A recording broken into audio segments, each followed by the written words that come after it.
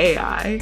We're like, what if AI just like evolves too much and like starts taking our jobs? Like, what if AI starts doing art? Like, what are we gonna do? Also, like the economy, we're like, what if the economy collapses? Like, what are we gonna do then? What I think, what Alex just said, the thing that struck me was the concern about AI. The idea that it's not just the economy that could affect your employability, but computers could affect it. Now to think that it could actually affect your career, I had never even considered that till this moment. That's amazing. My name is Linda Lorelle, and I'm asking you to have the courage to listen with an open mind to all of our voices, because our voices matter.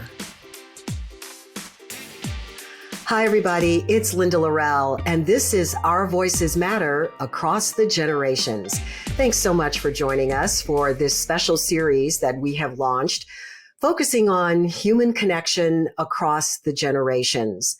I decided to do this after having a series of conversations with my daughter, Lindsay, who's 28 and back here in Houston for a bit. And I'm getting to spend a lot of time with her, and it's been eye-opening to listen to her point of view about the world that we live in and the concerns that she has and the hopes and dreams that she has. And I was struck by how different things are for people who are of her generation. She's a millennial, and then those younger Gen Z, what it's like for them to live in today's world and plan for their futures. So I decided it would be great to focus on their perspectives. And today we actually have a mom and daughter who are sharing some really wonderful insights with us.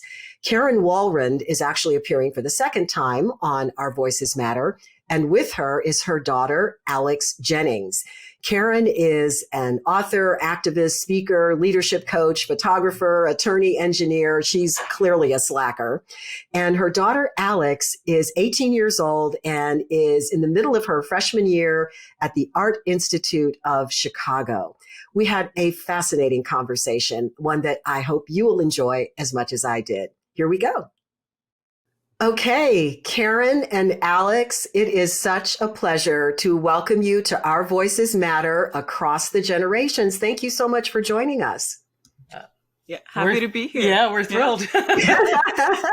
I'm so happy to see the two of you sitting next to each other and able to talk, because Alex, you are home in Houston visiting from college. So I want you to tell our audience where you're in school, what you're studying, and just what's going on in your life right now.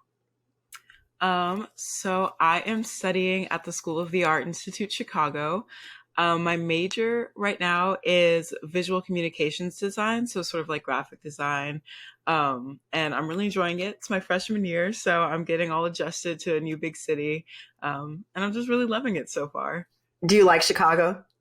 Yes, love it. Beautiful city. Oh my gosh. Yeah, it is. It's my hometown, so I'm totally biased, but that's another story. and I know your mom is enjoying visiting you there, because Karen, your posts on Instagram when you were moving Alex in were just too precious. Oh yeah, it's fun to visit for certain months of the year. I've already told her she won't see me again till April or May.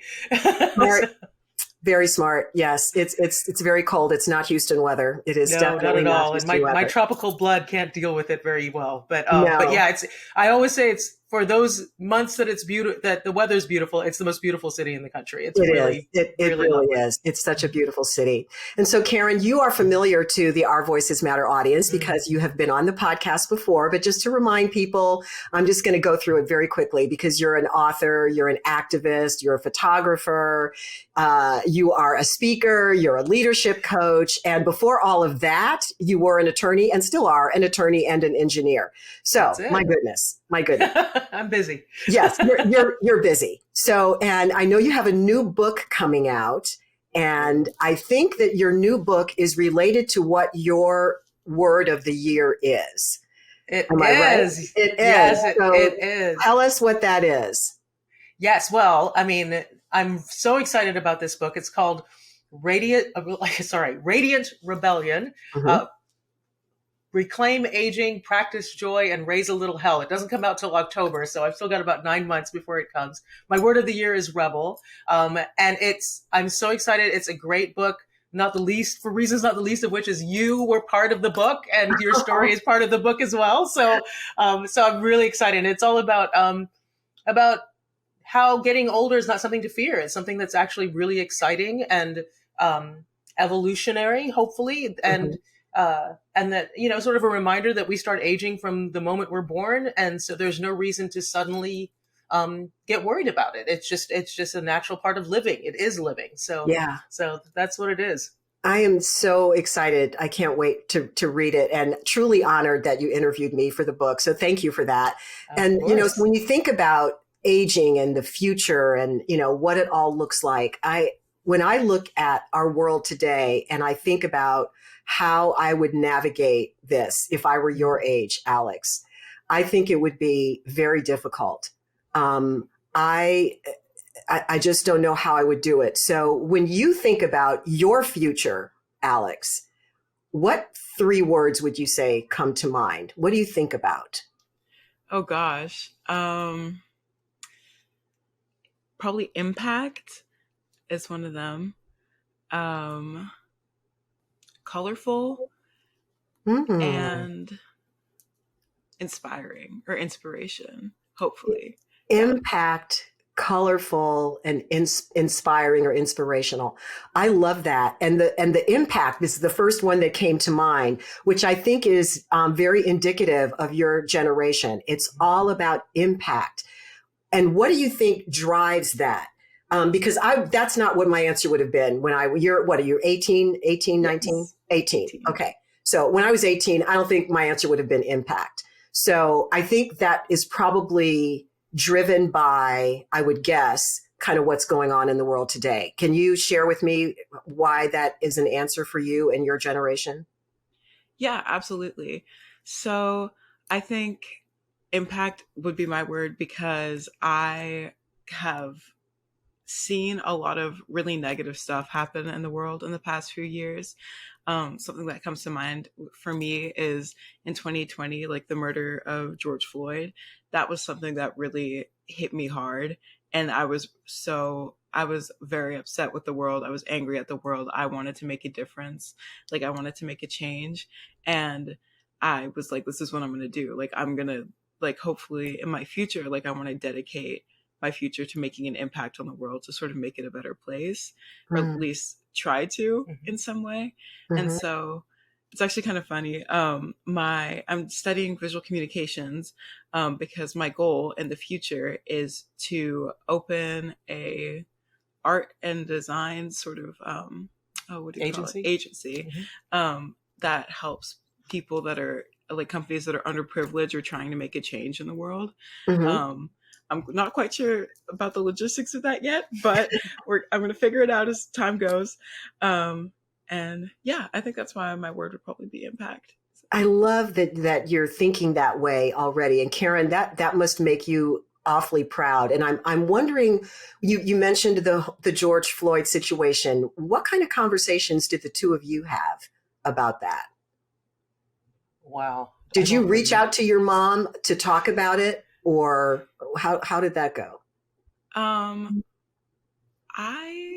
don't, I will say that if I may, while all that was happening, I was also writing a book on activism. And so I think we just had a lot of conversations about what does activism look like? Because if you remember, there was huge protests and marches that were happening around that time as well. And so, it was just kind of part of our daily conversations. I don't remember specifically talking about George Floyd, but that, 2020, the pandemic started, Rihanna was happening.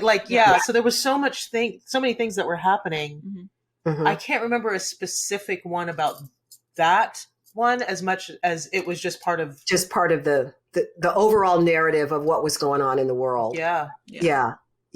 And so do you remember, Karen, what you said to Alex to try and help her synthesize and make sense of what was going on and how she could move through it and not let it become something that drags you down? Do you remember, either one of you, what that conversation might have been like? Because I think that today's young people have so much to grasp and to try to understand, that it can lead to a lot of anxiety. So Alex, do you remember what your mom said to you to make you feel maybe a little better? I do remember having a lot of anxiety around that time, because I was like, what if something happens to me? And I remember my mom just sort of telling me, she was like the world is like a messed up place. And, sort of like I think you told me, like, every generation has been sort of like, okay, it's your generation's like problem to fix, like all this stuff, like it keeps going down the line. But I remember she told me, she was like, I've seen a spark in your generation that's so different from mine or your grandparents or them before. And I remember her telling me that, like, she has a lot of faith in our generation. And I think that made me feel better, because I've seen it a lot too, like within my peers, like people are like advocating for change and like making change happen. And I think that's something that kept me like less anxious through such a time of discourse. Yeah, I think, and I think you and I actually, Linda, sort of talked about this the last time we met, that we had a conversation with my parents and Alex's cousins about what were the things that we were really worried about when we were their age, right? And so I think my parents were talking about the possibility of being like having to go to war, like having to be soldiers or anything else. And then for my generation, which is squarely Gen X, it was all about nuclear war, right? Like that was the really big thing that we were worried about back then, that, the USSR at the time, instead of Russia, was going to do something, or there was going to be some sort of misunderstanding between the West and USSR that would cause the world to end. And then Alex and her cousins were saying that they really worried a lot about school shootings, and they worried about the environment. And the conversation then that we talked about was that historically people have sort of stepped up and change has happened. And that while it feels unfair to ask her generation to be this solver of all of the problems, at some point, usually people sort of somebody clicks on how we can really make a change in this world. And so that, given the fact that her generation is so much more switched on, I think, when it comes to activism and that kind of thing than mine was, for sure. Maybe not my parents, but for Gen X, for sure, that I had some faith that something would help. So in that case, we were really talking about the environment. We weren't talking about George Floyd and that thing, but like it's all happening, it's all right? related. Like there's so much happening. Yeah. It's all related. Do you feel it's unfair, Alex, that our generations are depending on yours to fix everything? Do you feel as though we have failed you? I wouldn't say failed. Because I'm sitting here, probably. Maybe I should leave the room so she can give you an honest answer. No. I really mean the generic we, meaning older people, who've been in positions of power over these last many years. I would say that it's a lot of pressure, for sure. But I think I don't know quite how to describe this, but I think there are some problems that are surfacing now in like today's age that people in sort of older generations can't quite fix or like don't know how to solve. And so I think it's fair to put some sort of pressure on our generation to come up with new ideas. But yeah, I wouldn't say like it's been like we've been totally failed, but that's yeah. But you definitely feel that there's something there, right? Yeah. Yeah. There's lots to do. So aside from the typical kinds of things that college kids talk about these days, what is on your minds? I mean, when you guys are getting together and talking about, your future and what you want it to look like, what do you talk about and what kinds of concerns do you have? And I'm still kind of, talking a little bit about what we've already discussed, but I'm wondering if there's anything else you can add to that. Are there any other topics? You mentioned anxiety. And I know that young people today are talking a lot more openly about anxiety and mental health in general. So I'm curious to know, what your thoughts are on that, and if there are any other topics that you guys are really at the forefront of your consciousness. I think that sort of in my friend group, mental health is really important. We talk about it pretty openly, and I think that's something that people in my generation also talk about openly. So I think, yes, that's definitely something that we talk about a lot. And then also, we do talk a lot about our future and sort of what we want to do. I do go to an art school, so our future is sort of like kind of everywhere at this point. Nobody really knows what they want to do. And you're a freshman too, so you're still searching. Yes, absolutely. But there's also a lot of anxiety around our future, like about what we want to do in the future. So especially like, this is kind of interesting, but like AI, we're like, what if AI just like evolves too much and like starts taking our jobs? Like, what if AI starts doing art? Like, what are we going to do? That's interesting. And so it's just like things like that. Like, science is developing so rapidly and so fast. Like, that's just something that's definitely on our minds. And also like the economy, we're like, what if the economy collapses? Like, what are we going to do then? And like, definitely the environment. Like, I know something that my friends and I talk about a lot is like, do we want to bring a new generation into this world if the environment is like just headed downhill? Like, that's not fair on them if we do that. Yeah. That's so interesting. And as you say, very indicative of the world that we're living in today. I've had conversations with other moms of children your age and even a little bit older who have said that their daughters are saying at this point in their lives, in their mid-20s, late 20s, that they don't want to have children for the very reason that you just said, that they're concerned about what the world will look like, and why would you bring someone into this when things look so chaotic and bleak at this point. Karen, what are your thoughts about that? I mean, that's a pretty heavy thing for somebody at this young age to even be considering. I know I wasn't at 18.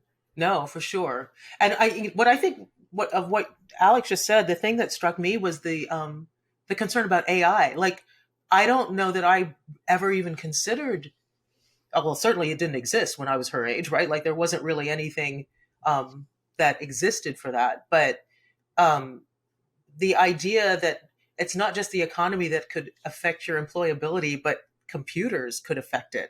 When I was her age, computers were what helped you. Like, learning computers what helped your career. Like, if you knew anything, like, now to think that it could actually affect your career, I had never even considered that till this moment. That's amazing. Yeah, it is amazing. And then when you think about this whole NFT craze, which I still don't get. I don't get it. Alex, can you explain that to us old folks? I can't say that I understand it either. That's actually encouraging. She doesn't know. You don't know either.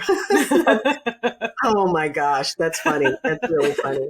So, Alex, if you could think of one thing that you would like to shout from the rooftops so that people of our generations, older generations, would understand about your generation that you think is this huge misconception. And it's like, people, let me tell you the real truth here. What would that be?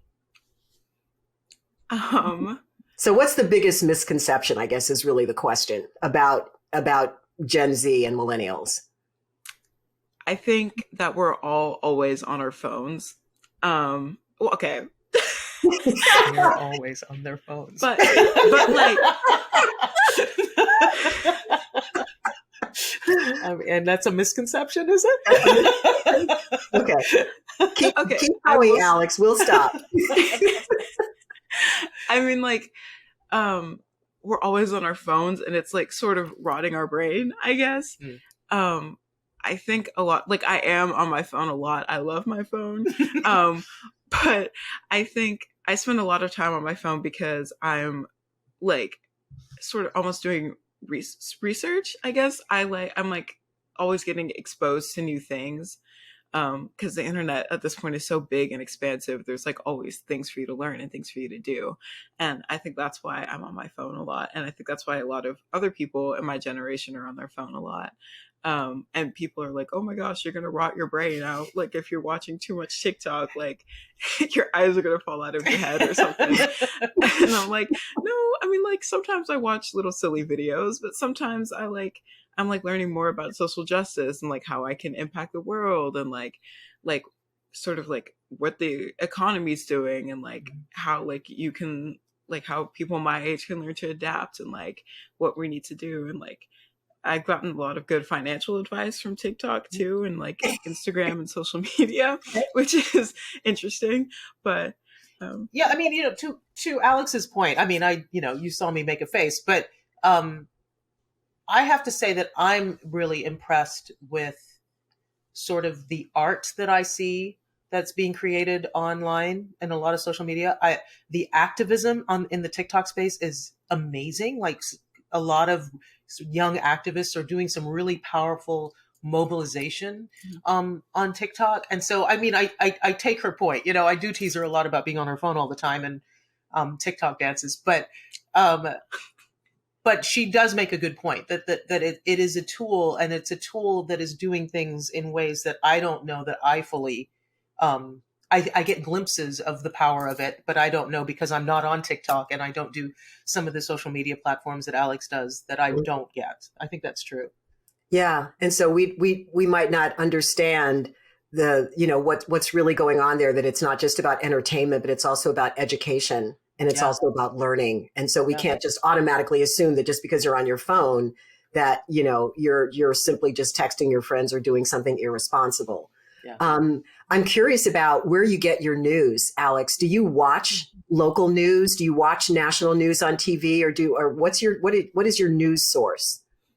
Honestly, I follow a lot of news stations or like local news stations on Instagram. And so I'll get like snippets of the news. Like if I'm scrolling, like checking on what my friends are doing, I'll see like ABC 13 pop up or NBC pop up. That's a good one. Yeah. NBC Houston would be a good one to say. It's okay. It's really okay. And so I just get little snippets of the news, like things that are happening locally or like nationally sometimes. It's good for Chicago too, because I'll be scrolling, they'll be like, oh, the red line's down for today. And I'm like, good to know. And so, yeah. But, yeah. I always am interested in how young people answer that question. I asked my daughter, so my daughter's 28, and I asked her that question. And she's like, honestly, Mom, I don't watch the news. She does not follow any of the local news stations, even on Instagram or whatever, but she she said that she has news sources that she uses on the internet. And I said, can you share with me what those are? And she's like, no. No, I won't tell you. Well, I mean, it's a loaded question coming from you. It is. I know. And she was crying, I can't wait for you to see the episode I did with her. She's like, Mom, I told you all the things I didn't want to talk about, and that's all we talked about. So, I'm in hot water with her. But I think it's really interesting to just know how you are choosing your news sources, because a lot of the disconnect that is happening in our world today is because we have alternative facts, and there really is no such thing as an alternative fact. Okay. But that has become part of our culture. And so I think it's worth looking at and exploring how and where we get our information. And so I'm always curious about how people of your generation are staying abreast of what's going on in the world, because I know you are, because again, your first word was impact, and the reason that you want to have that impact is because you are abreast of what's going on in the world and you want to make it better. And I think that's amazing.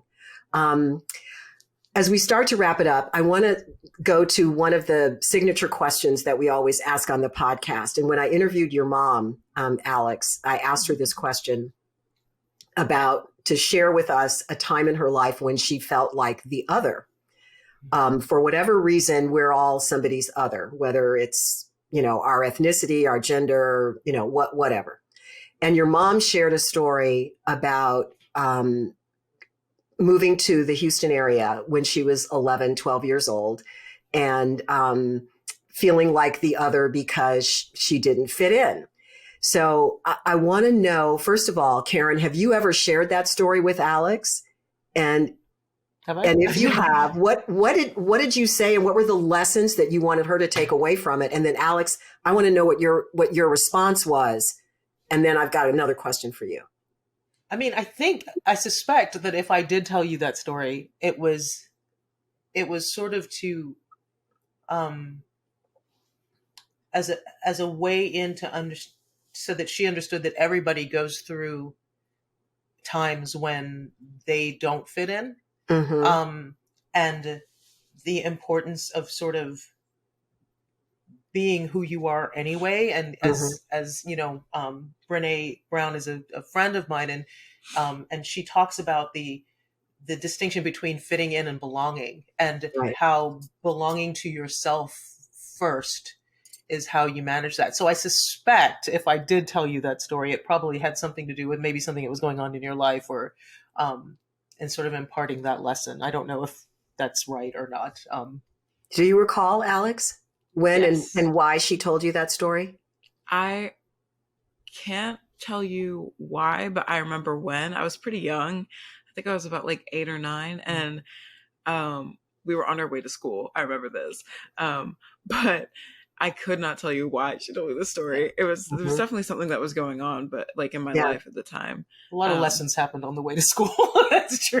Hey, Bless her heart. that's when the magic happens, on those rides to and from school every day. Yeah. So, Alex, do you remember when you first felt like the other, when you were made to feel like you just did not belong for whatever reason? Do you remember, or can you share a time that really stands out in your mind? Yes. So when I was in middle school, I guess about this was through 6th and 7th grade. I went through a bit of an emo phase. I'm sure my mom remembers this vividly. She had to put up with it. But I would dress in all black, and like I would like listen to all this like hard rock music, and like I thought I was like super edgy and cool. And then I like kind of looked around and looked at all my peers, and I was like, this isn't, I feel a little different than everybody else, but not in a good way. And that was definitely one time. But then I realized after that, like sort of after my emo phase was I guess like 8th grade, like going into 8th grade. That was when I sort of really felt like the other, because coming out of my emo phase, I went to a predominantly white school. And I really hadn't thought much about it until like after I was coming out of my emo phase, because that like sort of separated me already. And then once I was separated, then I really started realizing that I was a little bit different. And that sort of made me feel a little bit alienated for a little while. And yeah, I guess that was when I started feeling like the other. It was like 8th grade, and I felt very different because I realized people couldn't relate to like the struggles of like having natural hair and like in Texas humidity and like what that does, and like being treated different than all of my white friends. Like going out to hang out with them, I couldn't do certain things that they could. Like I couldn't go into a store with like a backpack on after school, and like it was just like it was a weird time for me.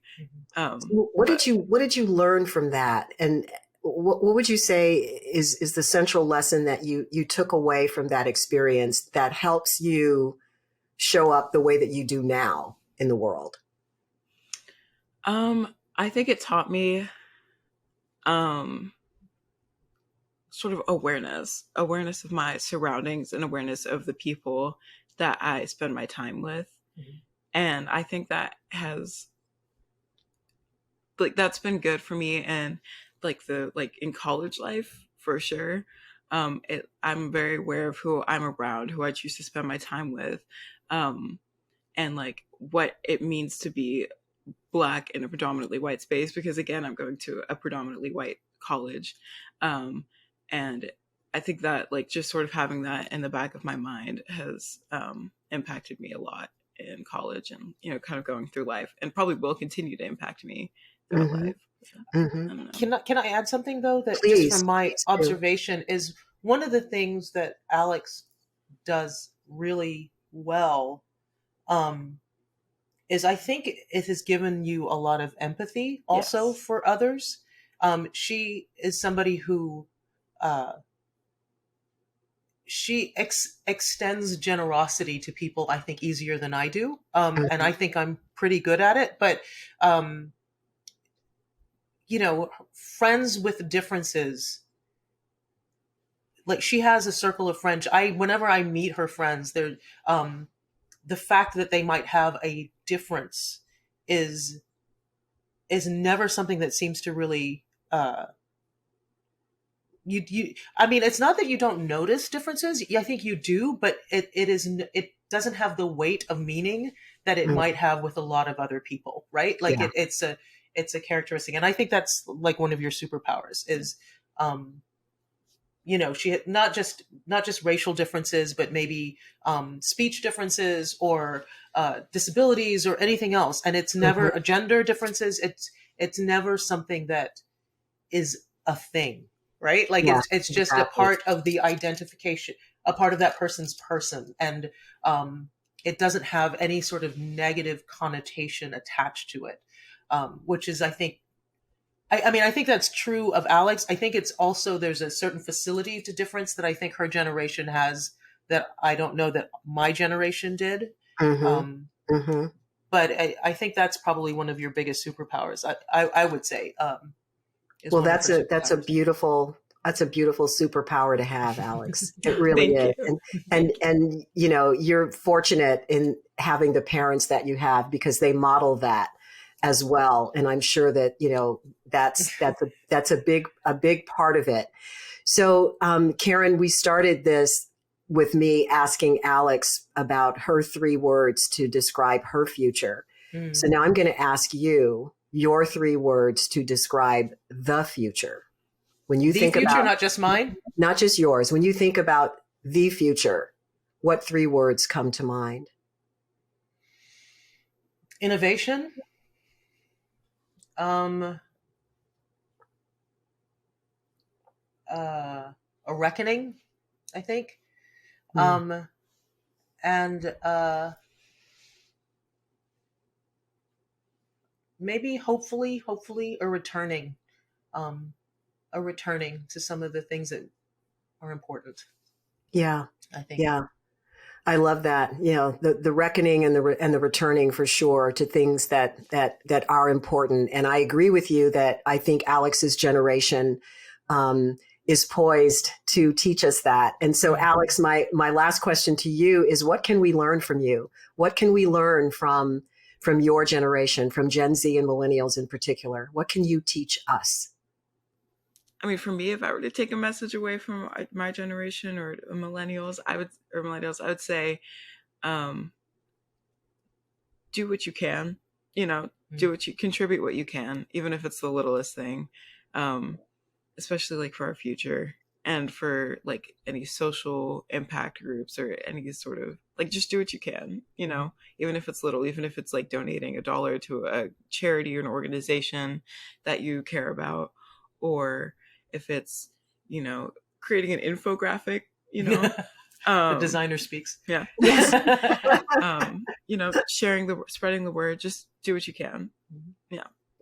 Do what you can, and I'm going to say, and do it with the empathy that is your superpower, as your mom says, because I think those 2 things together can help bridge all of our divides, whether they're generational divides or political divides or religious divides or whatever they are. Just reminding us that we're all doing the best we can. We all need to just do something, Mm-hmm.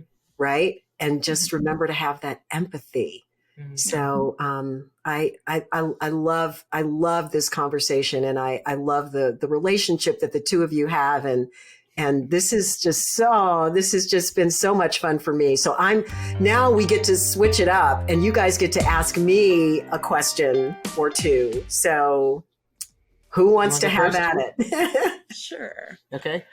Okay. So what advice would you give to my generation or I guess my generation that's just starting to get into adulthood? That's a good question. I think I would say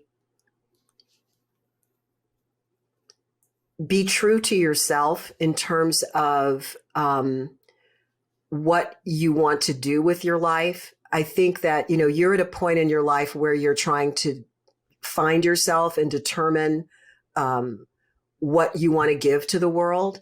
But whatever it is, it has to be a part of who you are as a person, and it has to align with your values. Mm-hmm. So I would say don't ever forget that. And then the other thing I would say is just find what your passion is, whatever that turns out to be, and follow it.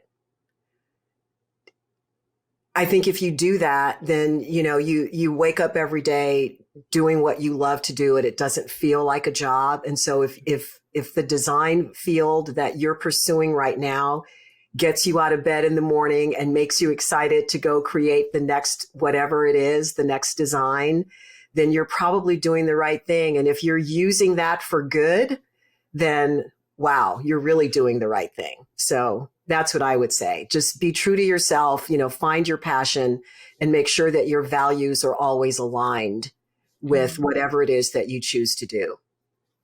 Great. Nice. Yeah. All right, my turn. Your turn. So my question is, I'm going to return one of your questions back to you. As a journalist, how do you get your news? What is the way that you get your news? Oh, that's a really good question too. So I'm a news junkie. Okay. I probably watch too much news. I'm actually trying to wean myself off a little bit. So I watch most of the national news stations. Okay. So I watch usually at 5:30 in the evening, here in Houston. I will switch around. I'll watch CBS, NBC, ABC, just to kind of see who's covering what, who's leading with what. I watch the cable news networks to see who's covering whatever in this way or that way. And then there's this really wonderful online company news outlet called All Sides, ALLSIDES.